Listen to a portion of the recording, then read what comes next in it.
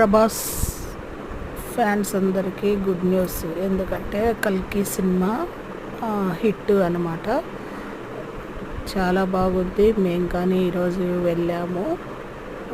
అప్పుడప్పుడు థియేటర్కి వెళ్ళి ఇలా మూవీ చూస్తేనే దానికి చాలా బాగుంటుంది. ప్రభాస్ మూవీ 3Dగా తీశారు, మామూలుగా తీశారు, రెండు విధాలుగా చూడొచ్చు. 3Dకి మనము అద్దాలు అక్కడే ఇస్తారు థియేటర్లో, తీసుకొని చూడవచ్చు. 30 రూపీస్ అనమాట. మామూలుగా కానీ చాలా బాగుంది. 3D లేకుండా అది కానీ ఉంది. ఇలా రెండు విధాలుగా తీశారు. అన్ని భాషల్లో రిలీజ్ అయింది.